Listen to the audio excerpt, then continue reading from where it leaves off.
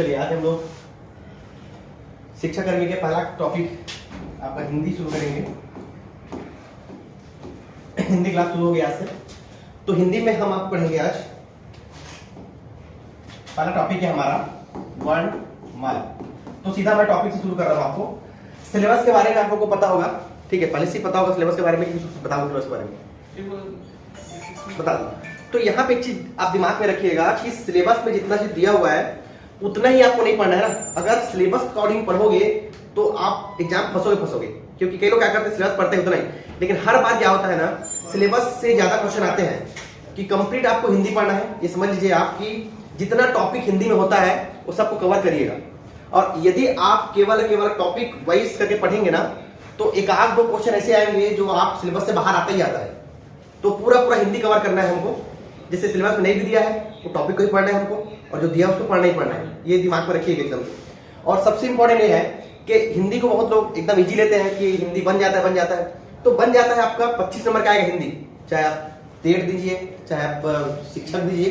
तो आप ये सोचिएगा कि जो 25 नंबर का जो हिंदी आपका आएगा ये कम से कम आपका 24 या 23 इतना आना चाहिए नंबर आपका। क्योंकि ये है कि आप जब सबसे पहले ये है कि जो पूरा सिलेबस होगा आपका, जैसे टीचर का भर्ती आप कर रहे हो, अब शिक्षक का बोलूं वर्ग 2 का या वर्ग 3 का बोलूंगा, तो सबसे पहला काम ये कीजिए कि उसको सिलेबस 2 भागों में बांटना। 2 भागों में बांटना मतलब ये है कि ऐसा टॉपिक जो आपसे लगता है कि हाँ भाई इसको एकदम आसान है, और एक ऐसा जो आपको टफ लगता है जो बहुत मुश्किल है करना। तो अब उसी अकॉर्डिंग क्या करना, फिर आप उसको तैयारी करेंगे।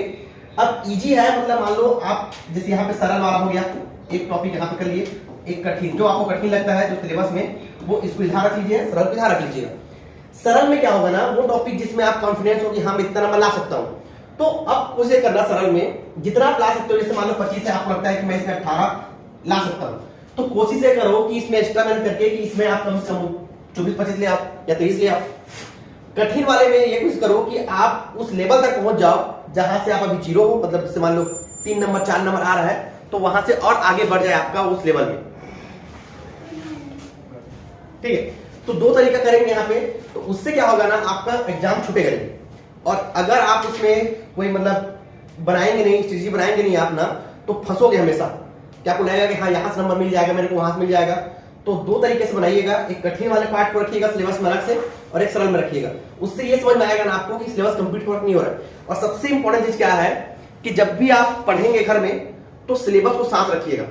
उससे ये समझ में आएगा कवर क्या हो रहा है, और मतलब क्या पढ़ रहा हूं, क्या छूट रहा है, क्या हो रहा है, ये दिमाग में बैठ जाएगा और सिलेबस रटा जाएगा आपको पूरा, ठीक है। वो सबसे इंपॉर्टेंट ये करते नहीं लोग कि सिलेबस क्या करते, रखते नहीं साथ में, हाँ पढ़ रहे ये हो गया। आप सिलेबस को रखिए साथ में हमेशा, और सिलेबस को कर करके पढ़िएगा। सिलेबस को रखिए साथ में, हाँ ये कंप्लीट हो गया, और जितने बार हो गया रिवाइज करिए। और सबसे इंपॉर्टेंट बता रहे याद रखना, ऑब्जेक्टिव करेंगे आप लोग। सेकेंड बात ये है कि जो चीज अब अभी पढ़ोगे, जैसे मान लो आप हिंदी पढ़ रहे हो, मैथ्स पढ़ रहे हो, इंग्लिश पढ़ रहे हो, उसको आप हमेशा उसी को ही पढ़ोगे, चेंज नहीं करोगे लास्ट तक। मतलब ये नहीं कोई बोल दिया कि हाँ वो बुक पढ़ लो तब उसको पढ़ रहे हो, ये बुक पढ़ लो। विश्वास करो एक में, और एक विश्वास चलोगे तो उससे ये होगा फायदा आपको कि क्वेश्चन छूटेगा नहीं, आपका कॉन्फिडेंस बढ़ा रहेगा। मान लो एक बुक को या एक नोट्स को आप 10 बार पढ़ लियो या 20 बार पढ़ लियो, तो आपका दिमाग में पूरा छप गया है कि हाँ ये तो मैं तो बन ही जाएगा, कहीं से पूछे यहाँ से। लेकिन अगर 10 टॉप पढ़ोगे तो कॉन्फिडेंस नहीं आता है। ऑब्जेक्टिव चेंज करो आप, लेकिन जब आप सब्जेक्टिव पढ़ोगे तो एक ही को पढ़ना, चाहे जो भी पढ़ो, ठीक है। तो चलिए हम टॉपिक शुरू करते हैं। पहला वर्णमाला। तो लिखाते हुए जाऊं कि बस समझाते जाओ, क्या लगता है? लिखाऊं? लिखा चलिए आप लिखो। आप टेंशन मत लीजिए हिंदी का, मैं हिंदी आपको ऐसा पढ़ाऊंगा कि आपका क्वेश्चन मतलब जो टॉपिक पढ़ाऊंगा उससे आप जितने भी क्वेश्चन पूछे गए अभी तक हैं या आगे क्वेश्चन बनेंगे वो सब आपका कंप्लीट हो जाएगा। उससे जितने भी दिमाग में डाउट होंगे पूछिएगा जी, ठीक है। मतलब शर्माइएगा मत कि नहीं पूछना है, ये नहीं है, एकदम खुला होकर एकदम पूछिएगा। जो भी दिमाग में आएगा क्वेश्चन जैसे भी आएगा वो सब पूछिएगा एकदम, ठीक है। तो पहला टॉपिक है हमारा वर्णमाला। तो वर्णमाला पढ़ने से पहले समझते हैं वर्ण के बारे में कि हमको वर्ण होता क्या है, ठीक है। इस बारे में लिखिए वर्ण के बारे में, डालिए हेडिंग वर्ण। वर्ण में लिखिएगा भाषा की सबसे छोटी इकाई भाषा की सबसे छोटी इकाई ध्वनि होती है, भाषा की सबसे छोटी इकाई ध्वनि होती है और उस मूल ध्वनि को ही वर्ण कहते हैं। भाषा की सबसे छोटी इकाई ध्वनि होती है और उस मूल ध्वनि को ही वर्ण कहते हैं। अब यहां पे ध्यान दीजिएगा कि भाषा की छोटी इकाई का मतलब क्या होता है।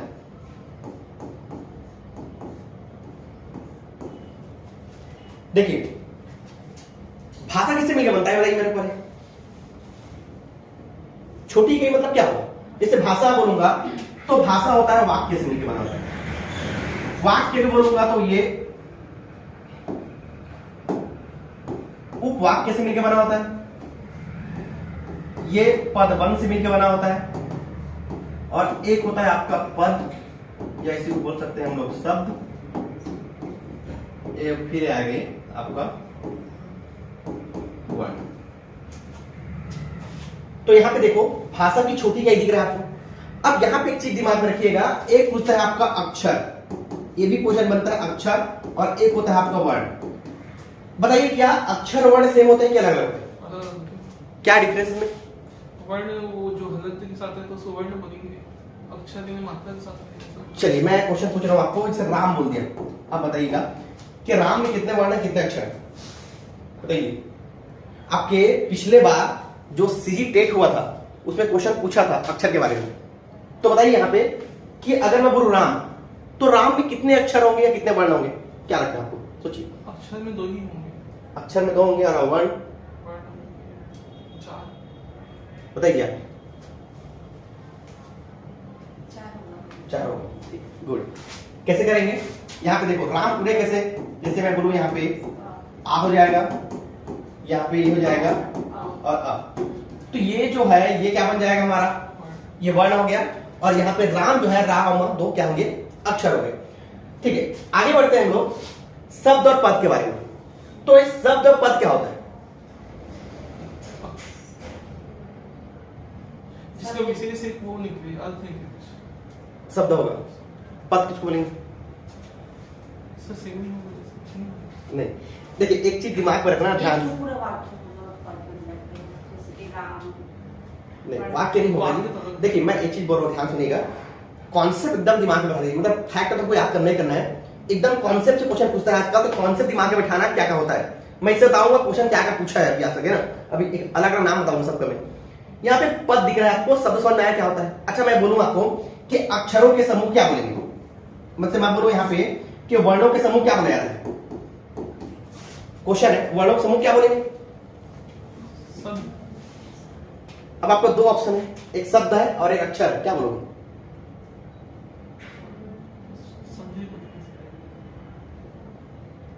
यहां पे याद रखिएगा कि वर्णों के समूह को आप अक्षर बोलोगे, वर्ण समूह अक्षर बनाएगा, क्योंकि वर्ण वर्ण कहलाएगा अक्षर कहलाएगा, और यहाँ पे अक्षरों का समूह कहलाता है आपका शब्द।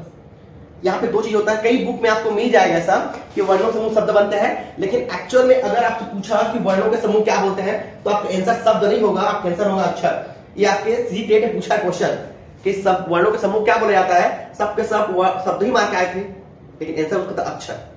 तो दिमाग में रखिएगा, अक्षर से मिलकर क्या बनेंगे? शब्द बनेंगे। अब शब्द तो बन गया, अब आते हैं पद के बारे में, समझते हैं पद क्या होता है। तो यहां पे देखिए ध्यान से,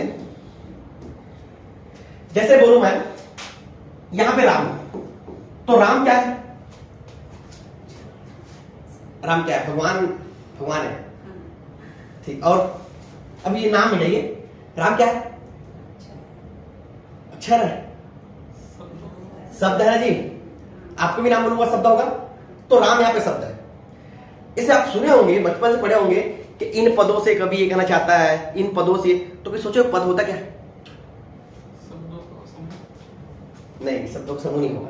अब यहां पे ध्यान दीजिएगा, अगर ये राम, राम शब्द है, यदि मैं यहां पे बोल दूंगा राम खाना खाता है, ये क्या बन गया? वाक्य बन गया। अब यहां पे राम जो है, जो शब्द का रूप था, अब जब ये वाक्य मिलता है तो यहां पे ये पद कहलाएगा, न कि ये शब्द कहलाएगा। तो शब्द क्या हो गया? अकेले था, जब ये वाक्य में जाके मिल गया क्या कहलाएगा? पद कहलाएगा। जैसे एक वाक्य में अलग अलग पद से बोलोगे, संज्ञा पद होता है, क्रियापद होता है, विशेषण पद होता है ना। तो ये अलग अलग पद है।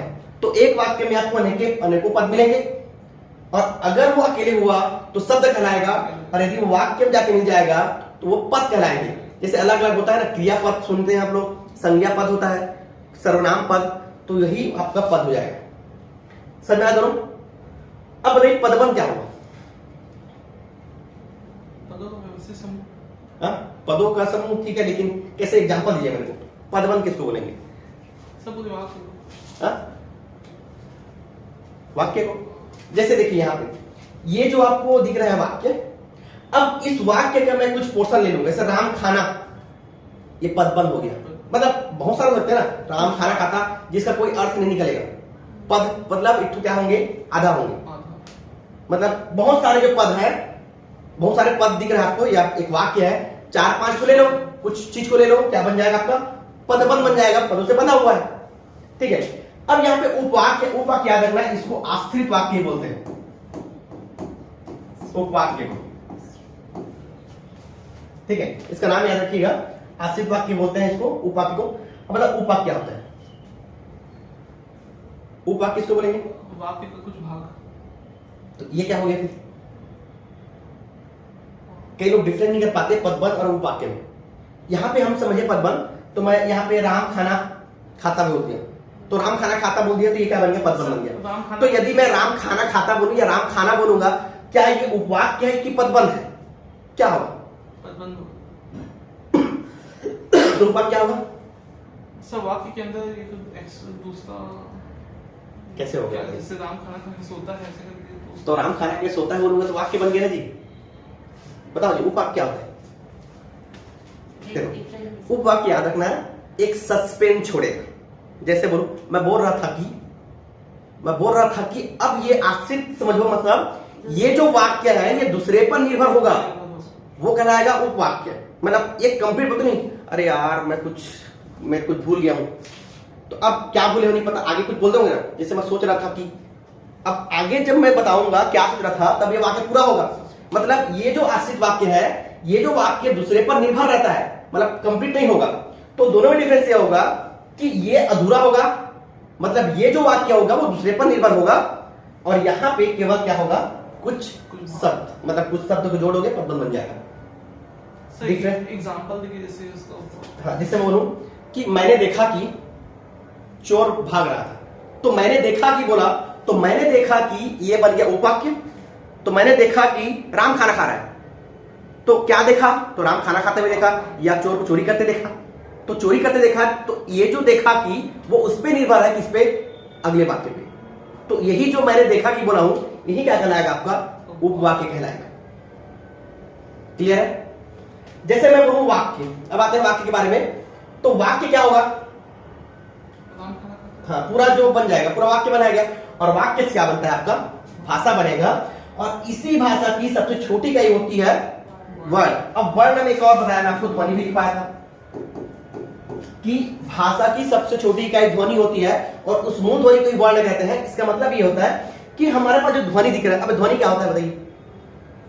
क्या ध्वनि और वर्ण एक ही होता है? क्या अलग अलग होता है? एक ही होता है। देखिए, ध्वनि और वर्ण एक ही होता है। कैसे होता है देखिए, बता रहा हूं आपको। जैसे ध्वनि जो होता है वो वर्ण का उच्चारित रूप होता है, और वर्ण जो होता है वो ध्वनि का लिखित रूप होता है। वही दोनों एक ही होते हैं, लेकिन एक को हम उच्चारण करते हैं और एक को जब लिखेंगे तो वर्ण बन जाता है, उच्चारण करेंगे क्या बन जाता है? वो ध्वनि बन जाता है।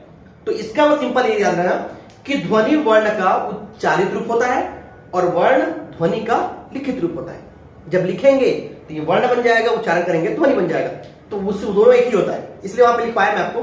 जैसे एग्जाम में क्वेश्चन दिए, जैसे सबसे छोटी इकाई कौन सी है, वर्ण ध्वनि, तो अपन क्या लेंगे? तो उसमें नहीं, एक ही देगा दोनों में से। लिखित इकाई या कुछ ऐसा भी पूछ सकते हैं। नहीं, यहाँ पे एक ही देगा, दोनों एक ही होता है ना। या ध्वनि देगा तो वर्ण देगा, आपको दोनों नहीं देगा, क्योंकि दोनों एक ही होता है। क्योंकि एक उच्चारित रूप होता है, या बोल सकता है कि सब छोटी उच्चारित रूप कौन सा होता है, या लिखित रूप कौन सा होता है बोलेंगे, तब आप दोनों में से डिफाइन कर सकते हो। लेकिन अगर छोटी बोलेगा, दोनों छोटी होते हैं एक साथ। ठीक है, इसको लिखेंगे आप लोग, इसको लिख दो।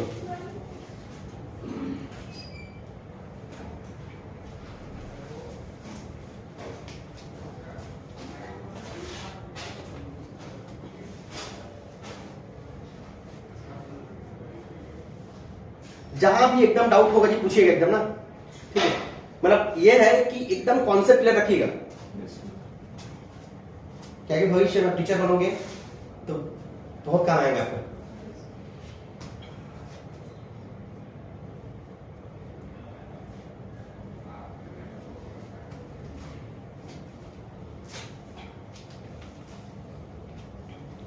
इसको लिखने के बाद ना इसके बारे में पॉइंट लिख लेना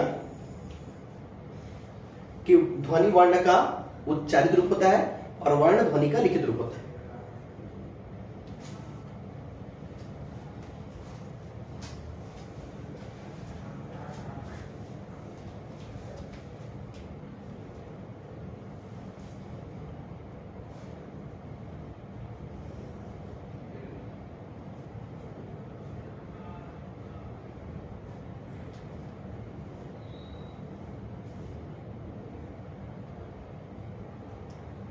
पेन खत्म। रखें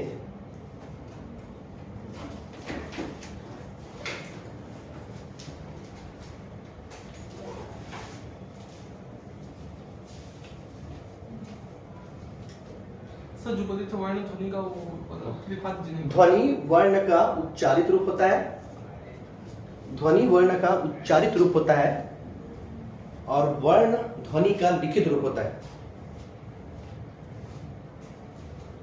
सबका डिफरेंस दिमाग रखिएगा ना, कौन को क्या क्या है, ठीक है। कई बार एक देखो सोचते नहीं हम लोग, यहाँ से क्वेश्चन पूछ देते हैं कई बार। सर वो पदबंध उसका भी थोड़ा सा एक लाइन बता दीजिए। पदबंध क्या होगा, बहुत सारे पद मिलकर पदबंध कहलाते हैं, ठीक है। बहुत सारे शब्द बोलिए तो एक शब्द। पद शब्द क्या हो गए, मैं अगर कोई चीज स्वतंत्र है, स्वतंत्र होता है तो शब्द कहलाएगा। जैसे राम यहाँ पे अलग है, लिखेंगे तो कैसे लिखेंगे? इसको कैसे लिखेंगे, जब कोई शब्द स्वतंत्र रूप से होता है तो वो शब्द, जब कोई शब्द स्वतंत्र रूप से होता है शब्द कहलाता है। जब कोई शब्द स्वतंत्र रूप से होता है तो वो शब्द कहलाता है। वही शब्द जब वाक्य में जाके मिलता है तो वो वहां पे पद कहलाता है। तो शब्द वाक्य में जाके मिलेगा तो पद कहलाएगा और अकेले रहेगा शब्द कहलाएगा।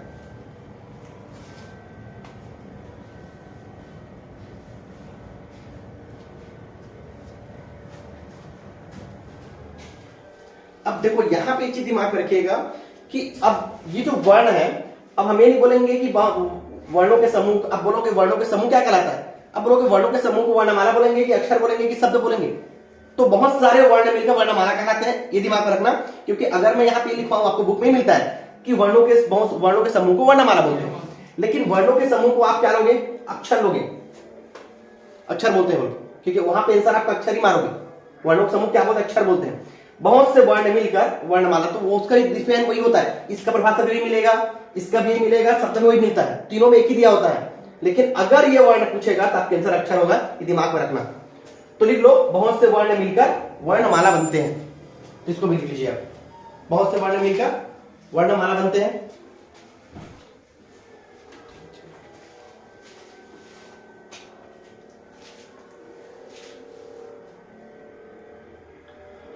वर्णमाला की संख्या कितनी होती है, ठीक है, तो लिख लो वर्णमाला की संख्या कितनी होती है, 52।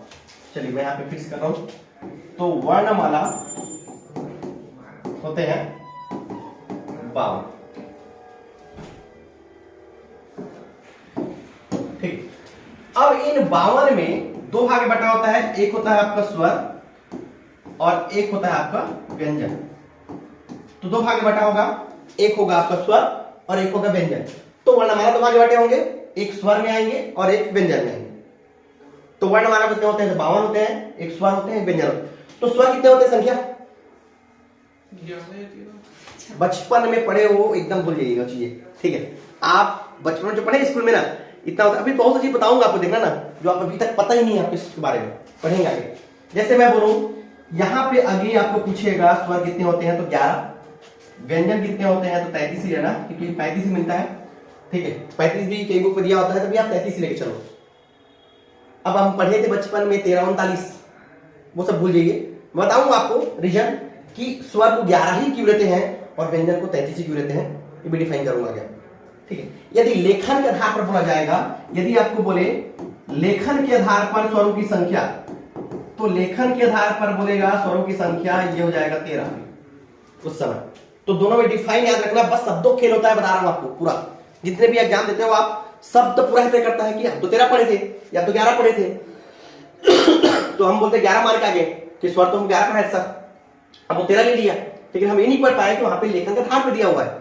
तो लेखन के आधार पर बोलेगा लिखते कितने प्रकार का है, तो ये हो जाएगा 13। और यदि आपको सिंपल बोलेगा स्वरों की संख्या कितनी होती है, तो होते 11। अधिकतर आपको 11 ही पूछा है, लेकिन आप ये शब्द को दिमाग में रखिएगा। यदि आपको लेखन ऐसा दिया हुआ होगा तो आप उसको 13 लोगे। लेखन के आधार पर स्वर की संख्या कितनी होती है, तो यहाँ पे 13। और सिंपल ये भी 39 पढ़ेंगे, उसके बारे में बाद में हम लोग। तो चलो हम शुरू करते हैं हम लोग अभी स्वर के बारे में। चलिए लिखिए स्वर की परिभाषा, डाली हेडिंग स्वर। देखिए, स्वतंत्र ध्वनियों का ऐसा समूह, स्वतंत्र ध्वनियों का ऐसा समूह जो स्वयं के उच्चारण से उच्चारित होते हैं। स्वतंत्र ध्वनियों का ऐसा समूह जो स्वयं के उच्चारण से उच्चारित होते हैं। स्वतंत्र ध्वनियों का ऐसा समूह जो स्वयं के उच्चारण से उच्चारित होते हैं, स्वर कहलाते हैं। स्वर कहलाते हैं। स्वरों की संख्या लिख लीजिएगा 11। स्वरों की संख्या होती है 11। और यदि आपको बोला जाए कि लेखन के आधार पर बोलेगा, तो उसको भी लिख लेना कि लेखन के आधार पर स्वर होते हैं 13। यहां पे स्वर 11 और लेखन के आधार पर बोला जाए तो वो होगा आपका 13। तो दोनों को अलग अलग याद रखिएगा कि कब 13 लेना है, कब हमको 11 लेना है। ठीक है, चलिए अब यहां पे देखो, अब स्वर के हम भाग में बढ़ेंगे, कितने प्रकार होते हैं। तो देखो, पहला लिख लेना, पहला लिखो निर्माण के आधार पर। पहला डालिएगा स्वर के, या इसी पे लिख सकते हैं आप, भेद लिख लेना या प्रकार जो भी लिख लो, दो चीज, निर्माण या उत्पत्ति के आधार पर। तो दो चीज आप दिमाग में रखना कि यदि आपसे बोले कि निर्माण या उत्पत्ति के आधार पर स्वर कितने प्रकार के होते हैं, तो ये होते हैं आपके दो प्रकार के। पहला होता है मूल स्वर और दूसरा होता है आपका संधि स्वर। तो निर्माण या उत्पत्ति के आधार पर स्वर को दो भागों में बांटा गया है। एक होता है आपका मूल स्वर और एक होता है संधि स्वर। इसको दिमाग में रखना। ये क्वेश्चन बनता है कि बात कि पूछता है कि निर्माण या उत्पत्ति बोलेगा।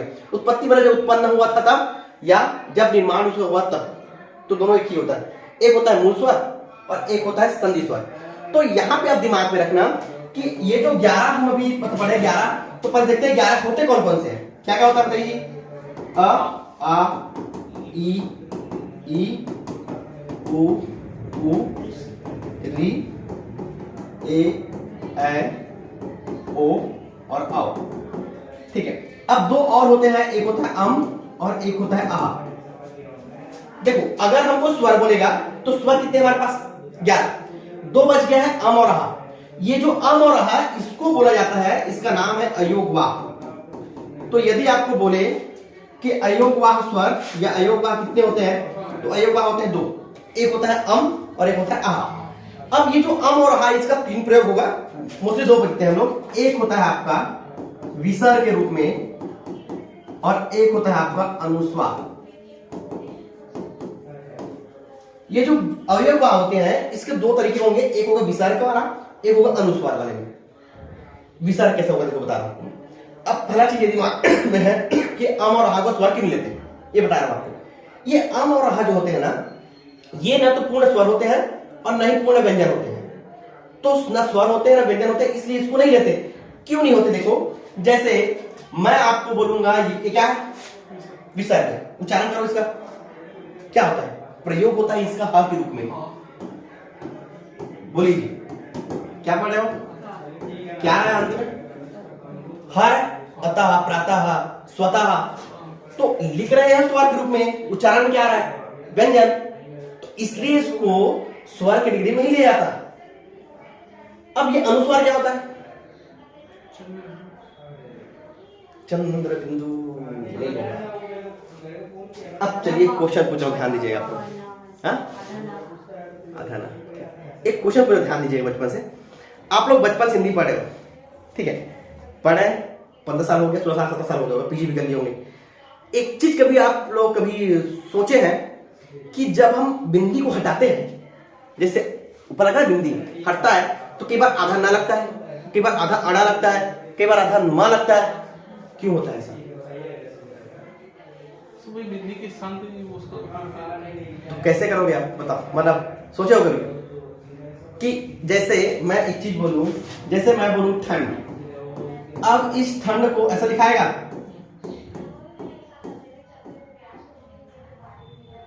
तो वही है कि थम तो समझ में नहीं आ रहा। ये हो गया ठंड और ये हो गया ठंड। सही कौन सा दोनों में से? ऊपर वाला। ऊपर सही है, ये सही है, ये गलत है। क्यों गलत बताइए मेरे को, पहले डिफाइन करिए मेरे को कि मैं तो गलत क्यों मानूं। आप कैसे बोल सकते हो कि ठंड ये सही है ये गलत है? मेरे को रीजन बताइए।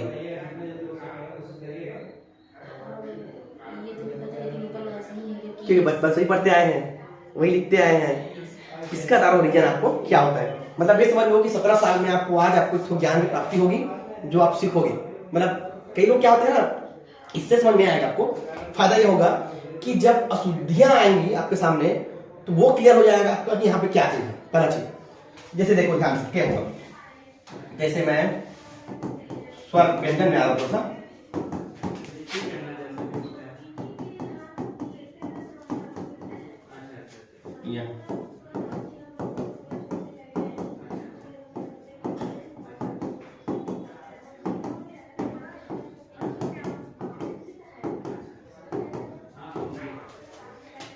ये जो हमारा स्पर्श व्यंजन है, पढ़ेंगे व्यंजन में हम लोग, ये 5 होते हैं, क वर्ग, च वर्ग, त वर्ग, त वर्ग, प वर्ग होता है। यहाँ पे क्या होता है देखिए ध्यान से, जैसे मैं यहाँ पे ठंड लिखा हूं तो अगला जो जिसमें अम की मात्रा लगा हुआ है उसका अगला वर्ण कौन सा है? ड। तो अगले वर्ण का पंचमाक्षर प्रयोग होता है इस आधे वाले में। मतलब जिसमें बिंदी लगा होता है उसके अगले वर्ण का पंचमाक्षर, यहाँ पे ड है। ड कहां लिखा है आपको? लगा है और आया। अब मैं बोलूंगा तलब, आप लोग क्या एग्जाम्पल दीजिएगा? अंत। पहले ये सोचिए, उसको भूलिए, अंत कैसे लिखेंगे हम? अंत से लिखाएगा ता, कहां लिखा है? ता का ना। और गंगा, देखो कभी गंगा का लिखते हैं, गंगा से लिखा था अंगा, का था अंगा। तो यहाँ पे ग दिख रहा है आपको, ग का अंगा। जैसे बोलूं मैं चंचल, चंचल बोलूं तो चंचल दिखाता है ऐसा, च का इया। जैसे बोलूं मैं संबंध, संबंध बोलूं तो संबंध हो जाएगा ऐसे लिखते हैं संबंध। तो यहाँ पे देखो ब, ब कमा होगा, ब कमा, और यहाँ पे धा, धा का ना। क्लियर हो गया? अब समझ में आ जाएगा कि अम की मात्रा उपयोग कैसे करोगे, कहां पे करोगे। तो कई बार यहाँ पे देखो क्वेश्चन क्या पूछेगा, तारा आपको मैं अनुस्वार पूछेगा।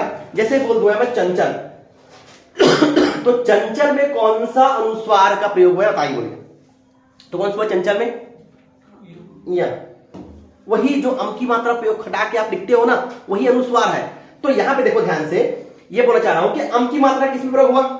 स्वर के रूप में। अब अम की मात्रा हट रहा है तो क्या लग रहा है? व्यंजन का प्रयोग हो रहा है। आधा मा, ये सब पंचमाक्षर, अंगा या अड़ा ना मा, इतना कुछ नहीं लगता। तो अम की मात्रा क्या हो गया हमारे पास? स्वर है अम की मात्रा, और जब हटता है क्या लग जाता है? व्यंजन लग जाता है। तो इसलिए ये जो दोनों आपको दिख रहा था यहाँ पे, ये अम और आहा, ये न तो पूर्ण स्वर होते हैं और न ही पूर्ण व्यंजन होते हैं, इसलिए दोनों का प्रयोग आपका स्वर में नहीं होता है। डिफाइन हुआ 11 क्यों होते हैं, इसका रीजन नहीं होता है। ठीक, तो चलिए समझ में आ गया यहाँ पे, हुआ क्लियर? तो अयोग वहां को लिख लीजिएगा, अयोग वहां, इसको लिखाऊं पहले, फिर लिखोगे उसको। पहले बताऊं कि वो लिखोगे। अयोग का परिभाषा ये होता है, ये न तो पूर्ण स्वर होते हैं और न ही पूर्ण व्यंजन। बस लिखेगा, ये न तो पूर्ण स्वर होते हैं और न ही पूर्ण व्यंजन। ये न तो पूर्ण स्वर होते हैं और न ही पूर्ण व्यंजन। अब इसमें लिख लीजिएगा कि इन दोनों में दो प्रयोग होगा, एक होगा विसर्ग और एक होता है अनुस्वार। तो यहां पे एक चीज हम समझते हैं, पहले एक चीज और बता रहा हूं आपको, बेहतरीन चीज कि अनुस्वार का प्रयोग कैसे कैसे होता है। देखो ध्यान से, और भी चीज में होते हैं। आगे वो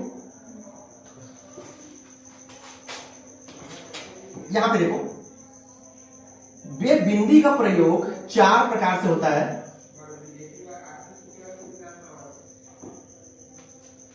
पता है, ये जो बिंदी दिख रहा है, ये एक वर्ण में हम 4 तरह प्रयोग कर सकते हैं। कैसे करेंगे ये दिखाता हूं आपको। देखो, अगर मैं क लिखूं ये कर सकता हूं, यदि मैं क लिखूं तो यहां भी कर सकता हूं, यदि मैं क में तो नहीं आता, ये दूसरा में करते हैं, इसमें आएगा, ठीक है, और एक और इसमें आएगा। 4 तरह बिंदी कर हुआ। पहले वाला क्या बोलेंगे, ये क्या है, ये अनुस्वार है। अभी पढ़ें जी, ये अनुस्वार है। ये क्या है, इसको बोलते हैं नुक्ता। ये क्या होगा, ये वही होगा पंचमाक्षर जो प्रयोग किए, वही वाला। नुक्ता नीचे, सॉरी एक मिनट, क्या बोले जी, नुक्ता नीचे आता है। नहीं नुक्ता ये है, बता रहा हूं, ये इसको बोलते हैं आपका उच्छिप्त, और ये होगा आपका पंचमाक्षर। नुक्ता होता है। देखो चारों के नाम पंचमाक्षर का आएगा, जो प्रयोग होगा उच्छिप्त, द्विगुण बोलते हैं इसी को, और ये नुक्ता का प्रयोग होता है। अब यहां पे समझते हैं नुक्ता के बारे में कि नुक्ता क्या होता है। बताओ जी नुक्ता क्या होता है, सुनो। तो फारसी शब्द में यूज होता है। हाँ, अरबी फारसी में होता है दोनों में। ये अगर नुक्ता दिया हुआ कहीं भी आपको दिखा तो समझ जाना ये या तो अरबी होगा या तो ये फारसी होगा, उसके अलावा कुछ नहीं होता दोनों में से, ठीक है। जैसे देखो, जैसे मैं बोलूं जरा, और एक ऐसा लिखा रहता है, पढ़ो दोनों। जरा जरा पढ़ने का तरीका चेंज होता है पूरा। जैसे आप एक चीज बता रहा हूं, जब आप सिंगल लोग को देखना, अभी के सिंगल लोग तो खैर तो कुछ ही बोलते रहते हैं, गाना चलते रहता है, कुछ समझ में नहीं आता है क्या बोल रहे हैं। पुराने सिंगर लता मंगेशकर हो गया, ठीक है, उन लोग को देखना, जब गाना गाते हैं ना तो ये जो नुक्ता का प्रयोग एकदम अच्छे से करते हैं, पकड़ नहीं पाओगे कि नुक्ता कहाँ पे गलती की, ऐसा बोलो। जैसे मैं बोलूं जरा जरा, तो जो जैसे मुस्लिम लोग होते हैं ना, उर्दू में वो आता है अभी फारसी, तो वो लोग प्रयोग अच्छे से करते हैं इस नुक्ता का, तो बोलने का तरीका पूरा चेंज हो जाता है। जरा जरा, गैर गैर, तो गैर।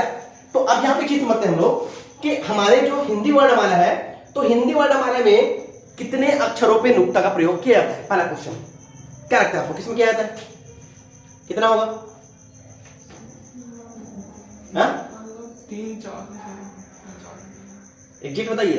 क्वेश्चन पूछ दिया आपसे कि नुक्ता का प्रयोग हिंदी वर्णमाला में कितने अक्षरों में किया जाता है? कहीं 2-3 जगह बंद हो गई, क्योंकि पहले होता 3 नहीं होता है, 5 में होता है, याद रखना। कौन होगा, देखिए, एक होगा क में, एक होगा ख में, एक होगा ग में, एक होता है ज में, और एक होता है फ में। तो 5 वर्णों में हिंदी के इनका नुक्ता का प्रयोग किया जाता है, और ये 5 ही है, ठीक है। तो याद रखना नुक्ता कैसे होता है, यहां पे जो लगता है नीचे में वही नुक्ता होता है, उसका उच्चारण अलग हो जाता है। जरा,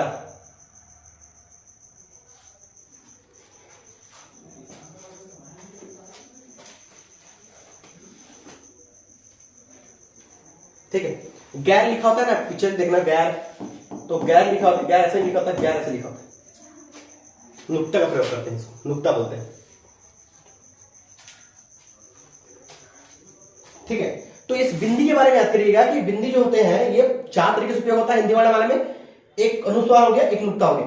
अब ये उच्छिष्ट द्विगुण क्या होता है, ये जो होता है वो हिंदी वर्णमाला के 2 अक्षरों पर ही प्रयोग होता है और किसी में नहीं होता।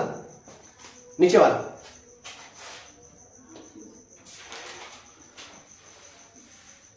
ये हो गया। ये उक्षिप्त के बारे में समझते हैं कि ये क्या होता है। ये हिंदी वर्णमाला के दो प्रयोग होगा। एक सुने है नाम अढ़ी अढ़ा। किसको बोलते हैं अढ़ी, किसको अढ़ा बोलते हैं बताइए। अढ़ी अढ़ा क्या होता है? अब देखो अढ़ी अढ़ा एक्चुअल में क्या होता है ना, जैसे मैं, अच्छा ये क्या है, ये डा अढ़ा है, ठीक है। ये डा और ढा में शुरू में आ जोड़ दो। एक्चुअल में हम अढ़ी अढ़ा बोलते हैं ना, वो एक्चुअल में शुद्ध उच्चारण नहीं होता है इसका। शुद्ध होता है कि इनका जो नाम बोलते हैं इसके आगे आ जोड़ दो तो वो बन जाता है। जैसे क्या है, क्या बोलते हैं इसको?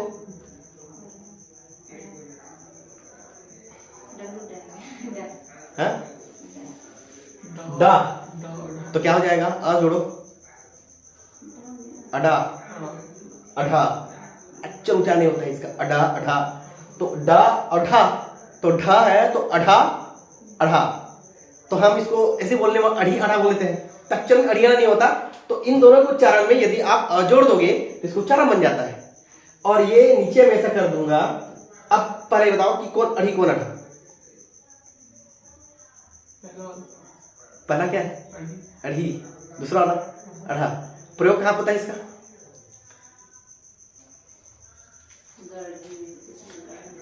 अभी क्या कर रहे हो आप? पढ़ना, दौड़ना, मोड़ना नहीं आता, दौड़ी, बहुत सारे प्रयोग होते हैं इसका, पता नहीं चलता हमको। अढ़ी अढ़ा सबका प्रयोग होता है। तो याद रखना, अगर आपको समझ में नहीं आएगा कि अढ़ी अढ़ा क्रम कौन सा, अढ़ी कौन सा, अढ़ा कौन सा है, तो आप कुछ नहीं करना। ये जो यहाँ पे जो लिखवाया हो ना, यहाँ पे देखो, पहले क्या आ रहा है? डा, फिर आ रहा है ढा, इसी क्रम में जाना, अढ़ी अढ़ा।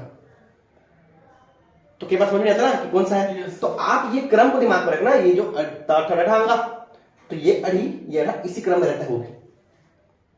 और याद रखना है इसका जो प्रयोग है, यहाँ पे जो उक्षिप्त का प्रयोग हम बोले, यहाँ पे द्विगुण है, इसका प्रयोग जो होता है दो में होता है। एक होता है ड में, एक होता है ढा में, मतलब अढ़ी अढ़ा दो ही होता है प्रयोग बस का, ठीक है। तो इसको दो लिख लीजिएगा इन दोनों को यहाँ पे, कि दो ही का प्रयोग होता है यहाँ पे, इन दोनों का प्रयोग।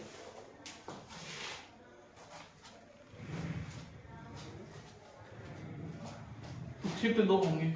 हाँ, दो ही होगा। नुक्ता 5, नुक्ता 5, पंचमाक्षर होते हैं एक ही, अंगा बस, और किसी नहीं लगता है। तो ये जो बिंदी है, ये पूरे हिंदी के वर्णमाला के एक ही प्रयोग होता है। वो होता है आपके क ख ग घ अंगा वाले लास्ट में, पंचमाक्षर में, मतलब क वर्ग के पंचमाक्षर जो होते हैं, इसी में प्रयोग होता है इसका अंगा। यहाँ पे देखो, ये आपको दिख रहा है, बस इसी में प्रयोग होता है, किसी में नहीं होता प्रयोग। क्लियर हो चारों चीजें? तो समझ में आ गया? तो छोटी छोटी बातें दिमाग में रखिएगा ना। यहाँ पे एक बार बता रहा हूं मैं आपको हिंदी ऐसा कर दूंगा कि अभी आप जो बेसिक पढ़ते हो ना, मैं बेसिक से आपको बहुत ऊपर लेके जाऊंगा, एकदम एक एक छोटी चीज बताऊंगा। बस आप घर में जाके मेहनत करिएगा उसमें ना। मतलब मैं ही चाहता हूं कि आपसे हिंदी पूरा बने, ठीक है। मैं हिंदी पढ़ाऊंगा आपको, मैथ्स ही पढ़ाऊंगा दोनों को, हाँ ठीक है जी। चलो अगला देखिएगा, हम आए थे निर्माण या उत्पत्ति के आधार पर। तो निर्माण उत्पत्ति के आधार पर स्वर को दो भागों में बांटा गया है। एक होता है मूल स्वर और एक होता है आपका संधि स्वर। अब पहले परिभाषा लिख लो मूल स्वर के बारे में, फिर समझते हैं हम लोग। लिखो, डालो हेडिंग, मूल स्वर क्या होता है। तो परिभाषा को छोड़ेंगे नहीं। क्यों नहीं छोड़ेंगे? क्योंकि याद रखना, आजकल क्वेश्चन आपको एग्जाम्पल न देके परिभाषा पूछ देता है, किसका है क्या बताओ। तो आप उसके लिए प्रिपेयर रहिएगा कि हमको परिभाषा पूछे, चाहे हम उदाहरण दें उसका, दोनों बने हमसे, ठीक है। देखिए, देखो, जिन स्वरों के निर्माण में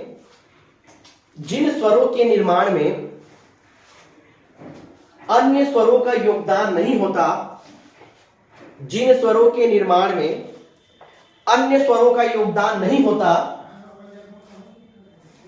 मूल स्वर कहलाता है। तो जिन स्वरों के निर्माण में अन्य स्वरों का योगदान नहीं होता, मूल स्वर कहलाता है। और आप संधि के बारे में भी लिख लीजिएगा, उसी में करके एग्जाम्पल बताता हूं आपको। संधि बारे में क्या लिखेंगे कि जिन स्वरों के निर्माण में अन्य स्वरों का योगदान होता है, संधि स्वर कहलाता है। स्पीड तो नहीं हो रहा है ना, बोल दीजिएगा ना एकदम स्पीड हो तो धीरे करो, क्योंकि समझ में नहीं आता पढ़ाते पढ़ाते, ठीक है। तो मूल के बारे में कि जिन स्वरों के निर्माण में अन्य स्वरों का योगदान नहीं होता है, मूल स्वर कहलाता है। और संधि क्या होगा? जिन स्वरों के निर्माण में अन्य स्वरों का योगदान होता है संधि स्वर कहलाता है।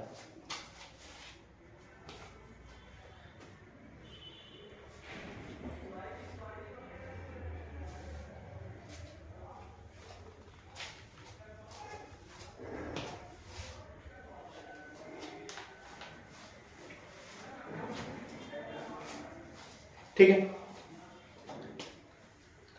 अब देखो यहां पे देखिए, इनकी संख्या होती है 4। आप एक ही दिमाग में बसा लो, हम क्या पढ़ रहे हैं? स्वर। स्वर कितने होते हैं? 11। अब जितने भी इसके टाइप पढ़ेंगे हम लोग, प्रकार पढ़ रहे हैं, यही दोनों अलग बदल के पढ़ेंगे। ठीक है, आधा इसमें आएगा कुछ इसमें आएगा, मतलब यही पढ़ेगा 11। तो 4 घर है, यहां कितना हो जाएगा? 11 में 4 गया 7, 7 हो गए संधि स्वर। अब देखो कौन कौन से आएंगे इसमें, समझते हैं हम लोग। तो बताओ उन 11 में से कौन कौन है जो सिंगल होते हैं, मतलब किसी अन्य से नहीं, मतलब अन्य का योगदान नहीं होता इसके निर्माण में। आ ई ओ। तो यहाँ पे देखो क्या है? सब छोटा वाला अ ई उ, ये थोड़े आएगा जी? नहीं, सही नहीं है। इस ये थोड़े हो सकता है? नहीं, ए होगा, किरी होगा, नहीं ये नहीं होता है, वही होगा। हाँ, ए का प्रयोग बताऊंगा अभी आपको। अरे यार एक मिनट,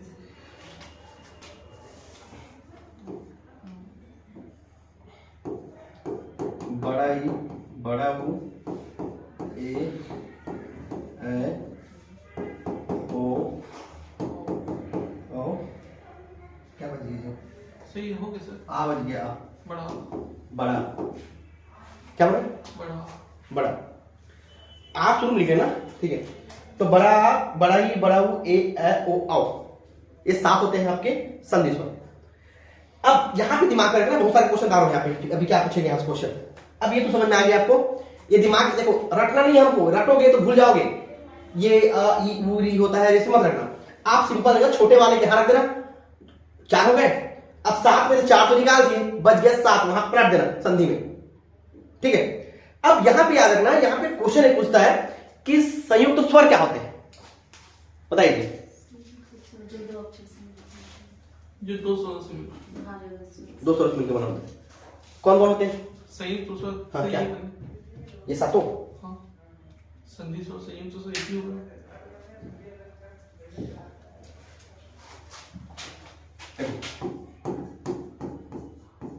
संयुक्त स्वर, इसकी संख्या होती है 4। पहला दिमाग पड़ेगा। अब जैसे मैं यहां बोला आ, अभी लिख रहे हो ना, मतलब समझा रहा हूं, ई उ ए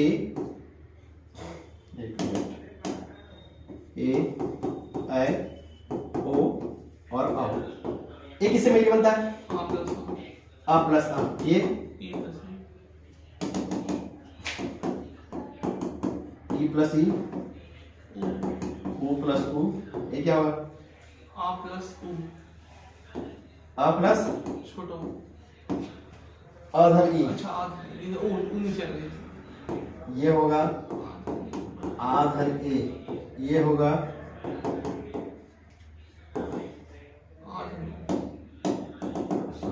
ये होगा आधन उ, ये होगा आधन ओ। इसको दिमाग में रखिएगा। अब यहां पे एक चीज समझना कि इसकी संख्या होती है 4, तो इसकी परिभाषा जो है, अगर मैं ये होते हैं 4, ये चारों होते हैं संयुक्त स्वर, बोलेंगे दिमाग में। पिछली बार पूछा है क्वेश्चन आपके टीचर ने, ये क्वेश्चन आया था, ए ओ औ 4 होते हैं संयुक्त स्वर। अब 7 के लिए बोल, देखो बता रहा हूं आपको, एक्चुअल परिभाषा इसका अलग होगा। अगर बोलूंगा 2 स्वर से मिलकर बना होगा, ये भी बनते हैं 2 स्वर से। 2 अलग अलग स्वरों से मिलकर जो स्वर बनेगा वो क्या कहलाएगा? संयुक्त स्वर। यहां पे देखो तो सेम सेम है, ये डिफरेंस है। तो आप इससे परिभाषा लिखना, 2 अलग अलग स्वरों से मिलकर जो स्वर बनता है वो आपका संयुक्त स्वर कहलाएगा। तो लिख लीजिएगा, 2 अलग अलग स्वरों के मिलकर बना स्वर, 2 अलग अलग स्वरों से मिलकर बना स्वर संयुक्त स्वर कहलाता है। 2 अलग अलग स्वरों से मिलकर बना स्वर संयुक्त स्वर कहलाता है। और इस पूरा को मत लिखिएगा, इन चारों को लिखिएगा कि किसी संख्या होती है 4 और यही 4 होते हैं आपके संयुक्त स्वर ए आई ओ औ। ये 4 याद रखिएगा। अगर ये बोल देगा किससे मिलके बनता है तो इसको दिमाग में रखिएगा, किससे मिलके बनता है।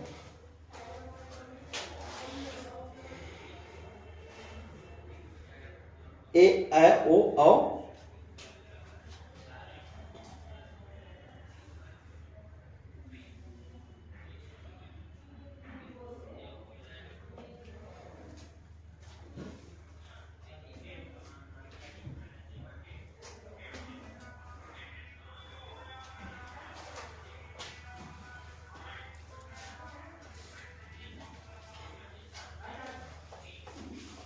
ठीक है। चलिए अगला आते हैं। पहला हो गया हमारा उत्पत्ति निर्माण के आधार पर। सेकंड लिखिएगा उच्चारण के आधार पर। सेकंड है उच्चारण के आधार पर स्वर होते हैं 3 प्रकार के। पहला लिखो ह्रस्व स्वर, दूसरा है दीर्घ स्वर और तीसरा है प्लुत स्वर। अब यहां पे चीज दिमाग में रखना, यदि आपको बोलेगा मात्रा के आधार पर स्वरों की संख्या पूछेगा तो मात्रा के आधार पर 2 होते हैं, ह्रस्व और दीर्घ 3 नहीं होते। ये दोनों में डिफरेंस याद रखिएगा, प्लुत नहीं आता वहां यहाँ पे। तो उच्चारण के आधार पर बोलेंगे, उच्चारण के आधार पर स्वरों की संख्या होती है 3, ह्रस्व दीर्घ और प्लुत। मात्रा के आधार पर होते हैं 2, ह्रस्व और दीर्घ। तो ये आधार पे पूछता है क्वेश्चन। मात्रा बोलेगा तो आप 3 नहीं लोगे, सर 3 लिखवाए थे, तो मात्रा में 2 होगा क्योंकि मात्रा पर दोनों होता है। उच्चारण बनेंगे 3 होगा।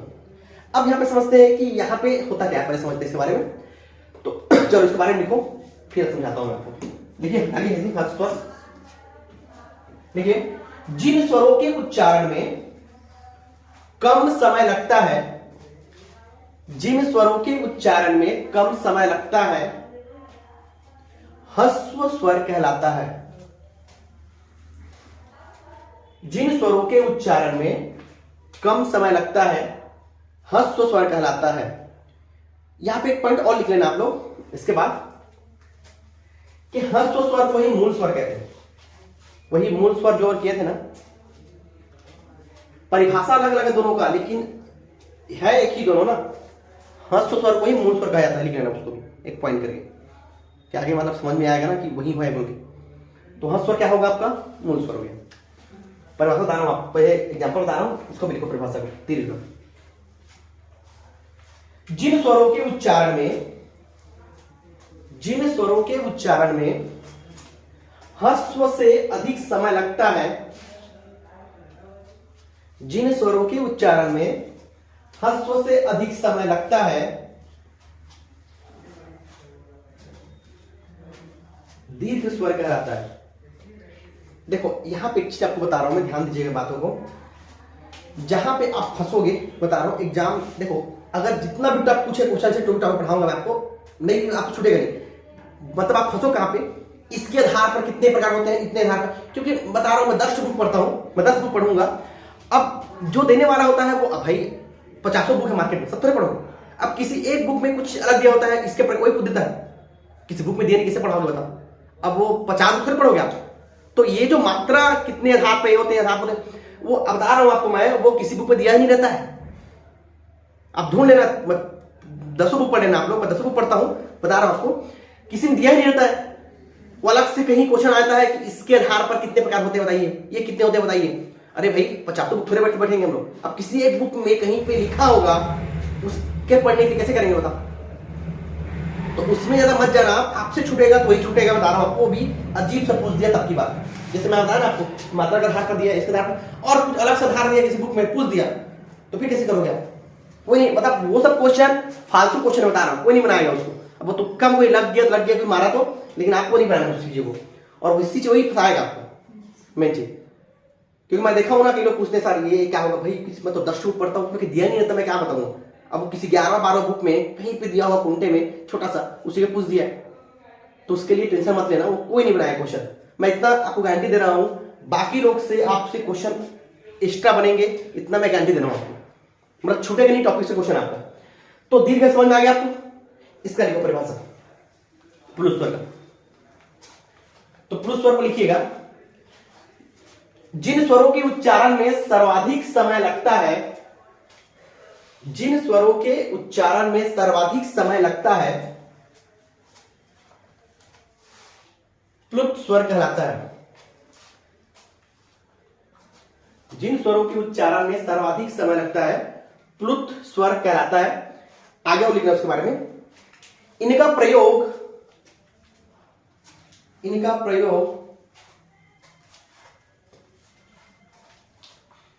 प्रयोग ग्रंथों,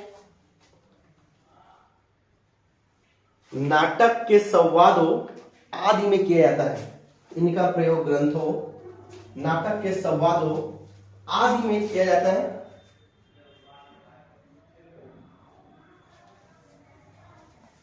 ठीक है, अब यहां पे देखो, अभी मैं एग्जांपल दूंगा आपको, फिर समझ में आएगा कि प्लूत होता क्या है। ठीक है, चलो ध्यान बताओ हंसों के बारे में क्या क्या होगा, वही जो मूल्य पढ़े थे, चार कौन थे।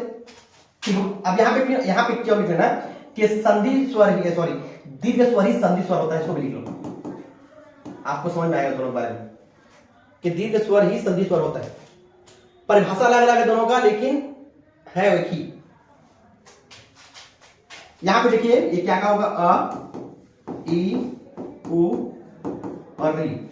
याद हो जाएगा आपका आ, बड़ा ई, बड़ा उ, ए, ओ, औ, ये 4 और ये 7। तो 4 हो गए ह्रस्व स्वर, 7 हो गया आपका दीर्घ स्वर। प्लुत में क्या बचा जी? प्लुत क्या होगा? 7 4 नहीं होगा, जिसमें इसे 7 कैसे होगा? ऐसा, जैसे बोलूं मैं मां, जैसे बोले ओम, इस तरह से। ये चिन्ह में भी आता है ना, प्लुत चिन्ह पूछता है। प्लुत स्वर हो गया यहाँ पे, जब चिन्ह पढ़ोगे आप लोग, चिन्ह में टॉपिक है प्लुत चिन्ह, तो उसमें चिन्ह में भी आता है कि कौन चिन्ह है, तो प्लुत चिन्ह है। अभी भी कोई एग्जाम में आया था प्लुत चिन्ह के बारे में पूछा था, पढ़े हो ना आप वो सुने हो, गाना सुने हो कोई हिंदी फिल्म में गाना सुनते हो ना, कोई भी गाना जी सुनते हो?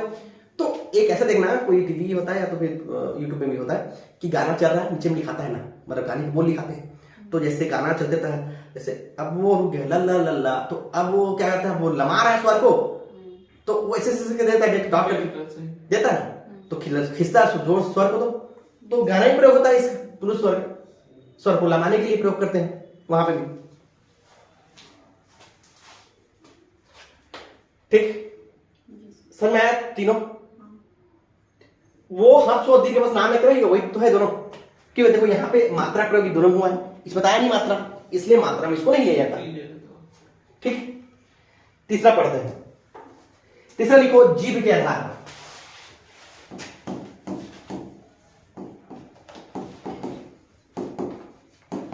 तीसरा है जीभ के आधार पर स्वर होंगे 3 प्रकार के। पहला होगा आपका अग्र, दूसरा होगा मध्य और तीसरा होगा पश्च। अग्र, मध्य, पश्च स्वर, अग्र, मध्य और पश्च।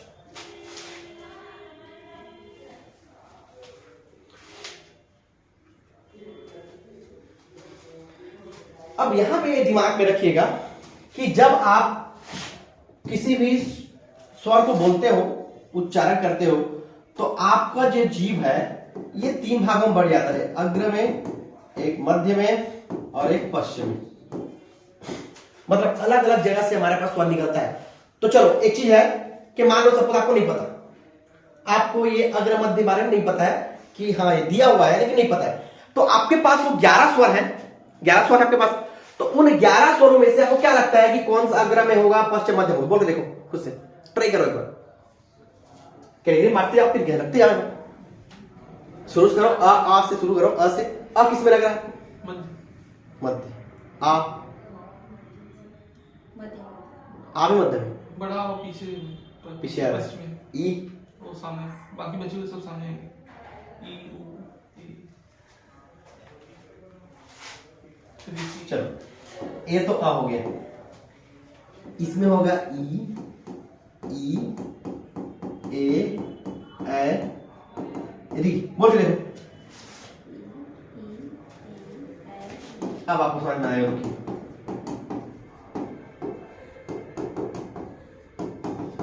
अब तीनों बोल के देखो, जीभ का हिस्सा लिखना।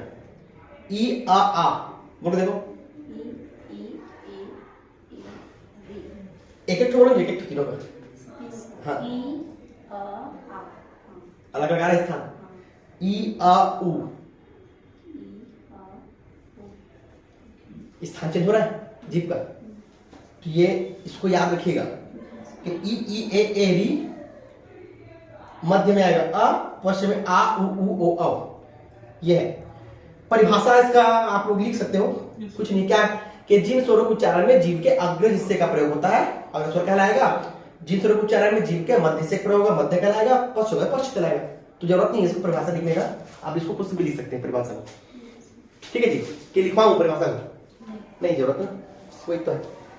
तो स्वर में लास्ट में जो पढ़ते हैं हम लोग, मुखाकृति के आधार पर लिखो। चौथा, मुखाकृति के आधार। तो मुखाकृति के आधार पर स्वर होते हैं चार। पहला होता है समृद्ध,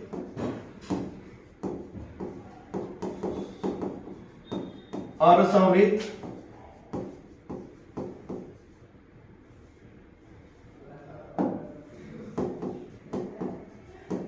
अर्धविवृत और विवृत।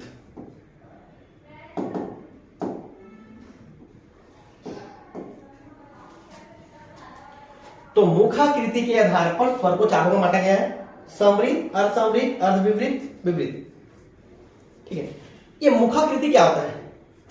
जैसे उसका मुख की आकृति। तो अब हम स्वर को जब बोलेंगे तो मुख की आकृति बदलेगा। आकृति कैसे बदलेगा? मतलब ये समझ लो कि जब आप मुंह खोलेंगे ना तो छोटा मुंह खुलेगा, फिर बड़ा खुलता है मुंह।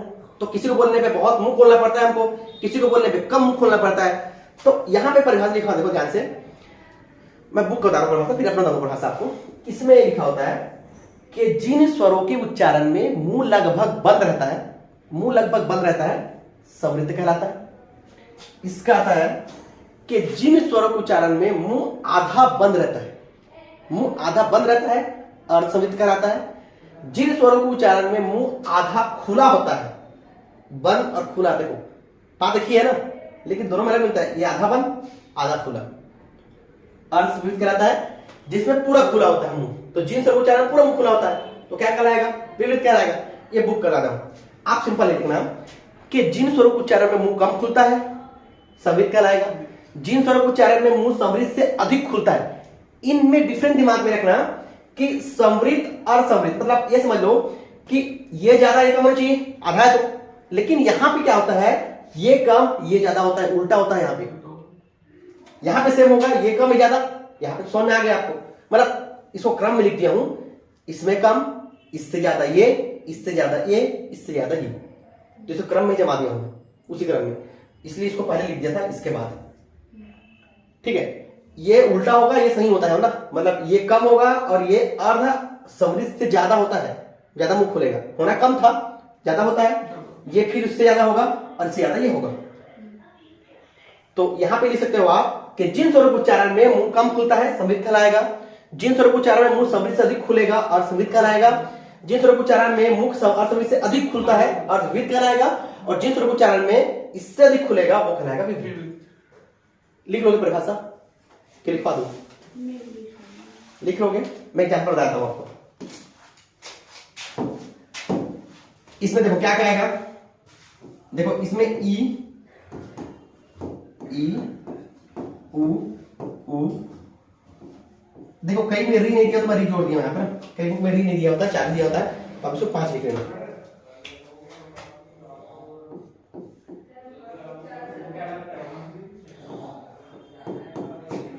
इसमें आएगा ए ओ,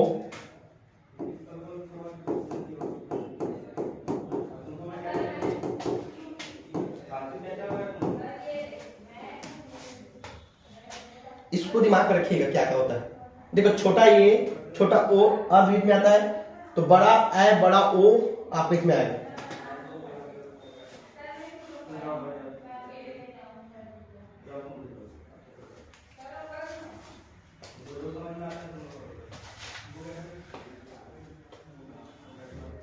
क्लियर हुआ अच्छे से?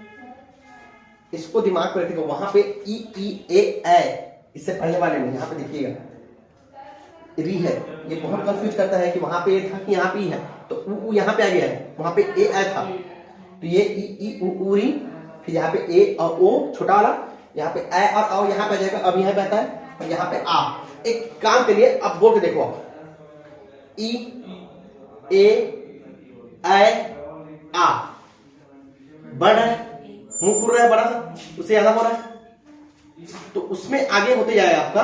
तो जैसे उच्चारण करते जाओगे आपका आगे वो बढ़ता जाएगा। ठीक, अभी तक करें इसको, ठीक, आप पढ़ोगे भी ना, कोई काम भी आएगा। फिर अभी इसका ही काम करेंगे।